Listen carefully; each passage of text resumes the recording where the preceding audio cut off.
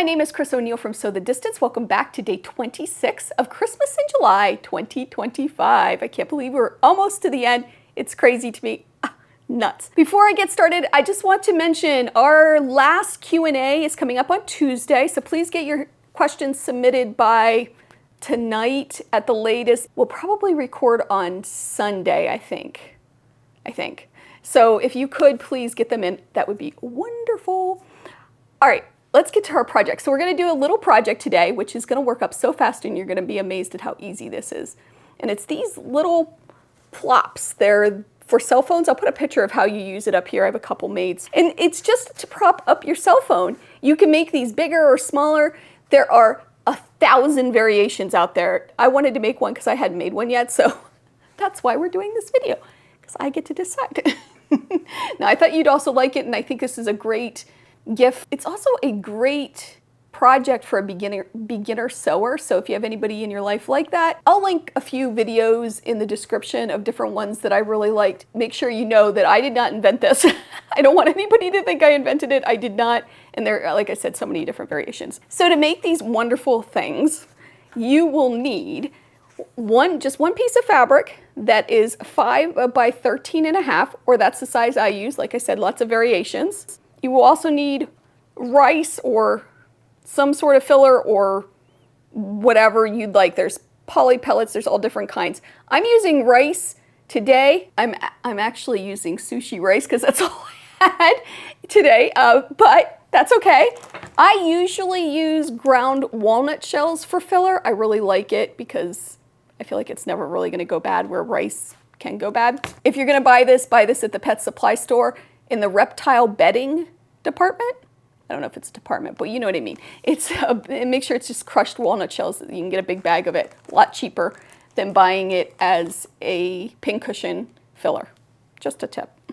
Okay, you will also need, let me just make sure I didn't forget anything. Oh,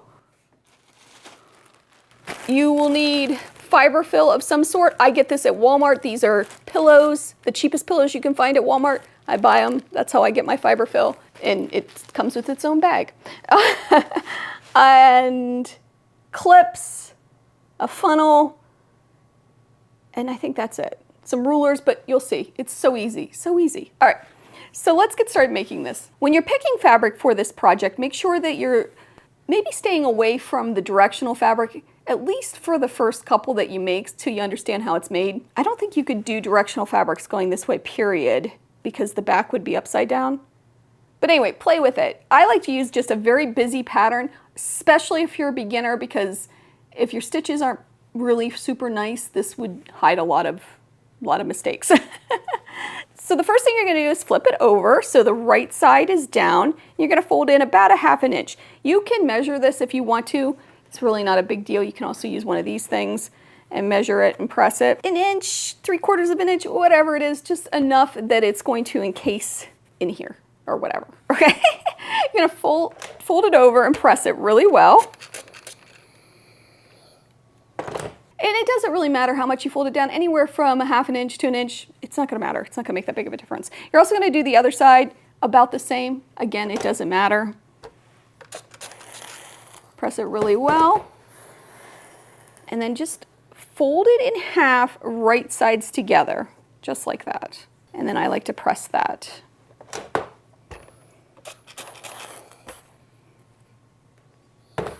Next, take a pen, a marking pen.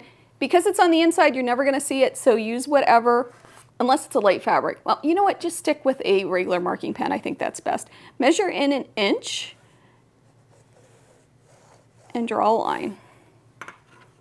Then what I like to do is open these up like this. And I'm going to take this to the machine and I'm going to sew from this line here. I'm going to back stitch, I'm going to sew all the way up, and I'm going to back stitch, and I'm going to use a 1/4 inch seam. On this side, I'm going to start at the end and sew up the entire distance. But we're going to have these open like this. We don't want to lose that crease. We're just going to sew up it, and it'll make sense in a minute. I'm going to do that. I'll be right back. You can't see this at all, so I'm going to just draw it on here so you can see what I did. All right, so this one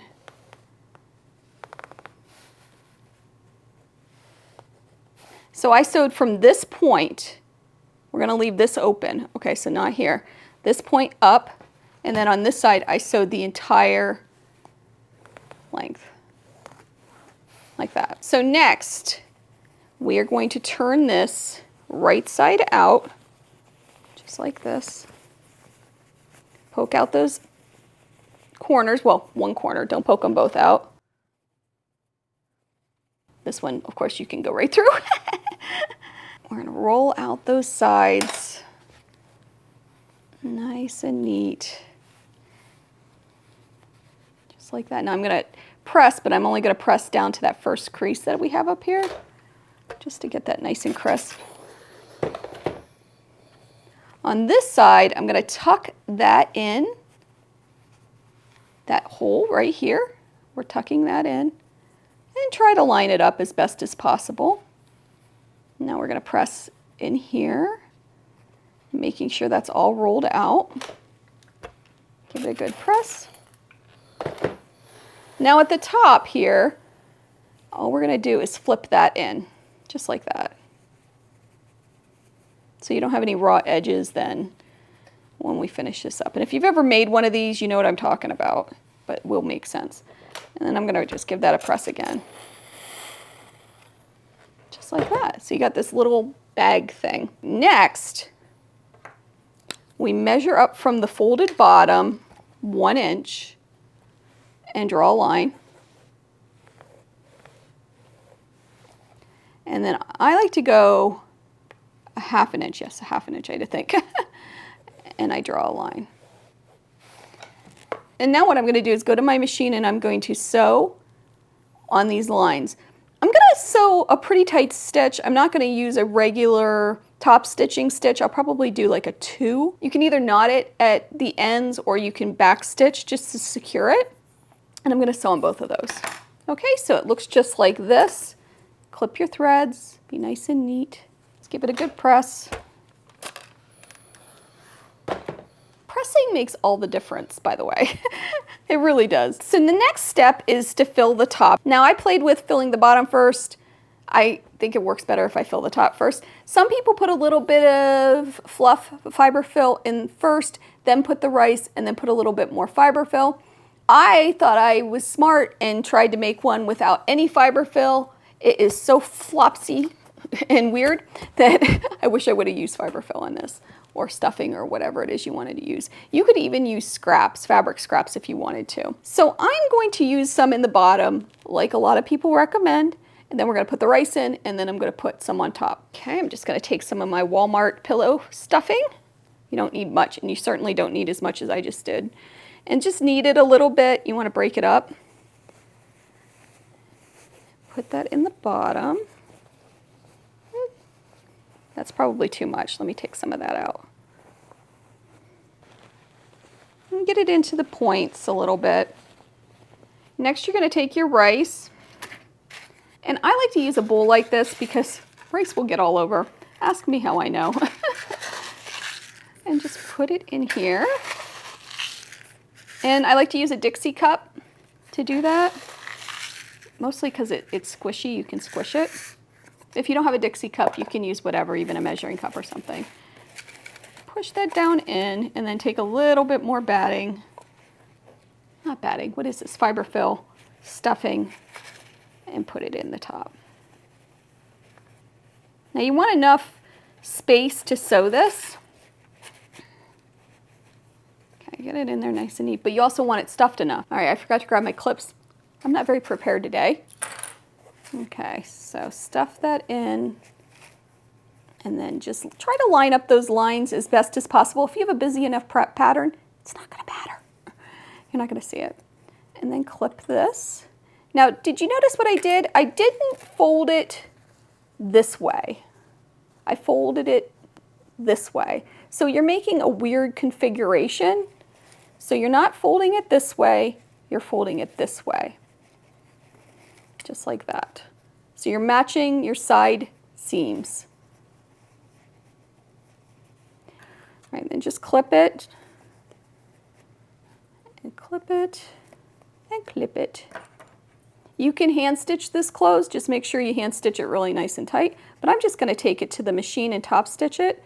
I've also seen where people put decorative stitches at the top. That's a good idea too. I'm gonna go do that. I'm just gonna sew right across the top here. It's so cute already. All right, so I'm gonna just snip the threads. Oh my goodness. Okay, it's almost done. Like, it goes so fast. Next, we're gonna be stuffing the bottom here. And that gets to be a little trickier, a little tricky, whatever. You know what I mean. We're gonna open up that little channel that we have. By the way, the one that we measured up a 1/2 inch and sewed, that's where your cell phone sits. Let me see. So it's just a spot that's flat for your cell phone. All right, so I'll open that up. Now again, you can put a little stuffing in there. I like to use hemostats when I'm doing something teeny tiny. If you don't have them, that's okay. They're like locking, I don't know, tweezer thingies. Get it this way here. There we go. And you can put it right in there and then grab it at the bottom and let go. So you have a little bit of cushion, batting, not batting, fiber fill, stuffing, whatever you want to call it. And then we're going to go back to the rice. Now, you kind of need a funnel for this part. You stick that in there.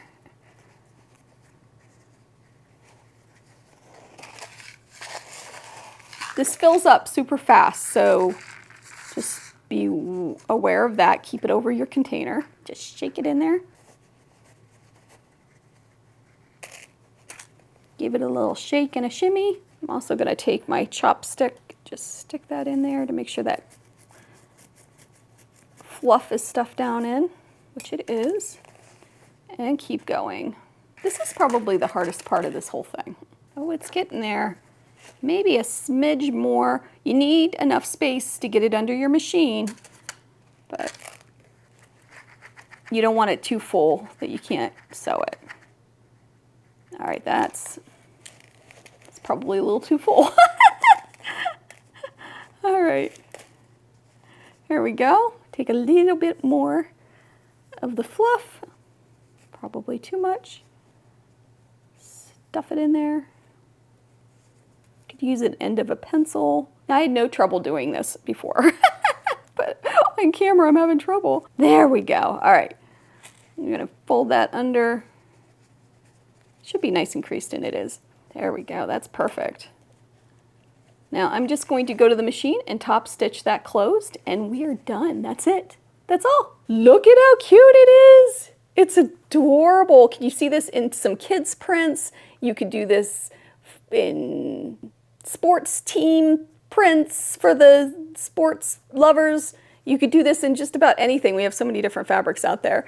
They're so cute and so fun to have. You can even do a sewing room one with sewing fabric. Oh my goodness, so many options. Now the fiber fill does make a difference. I definitely would use the fiber fill again. It does give it a little bit more body. So do that, don't do what I did where is it this one that's just so flopsy. So probably have to open that one up and do that again. Again, submit your questions. We'd love to hear from you. And yes, behind me is my 16 patch. I've been working on the 16 patch project, and forgive me for being a hot mess today. This has been a crazy day.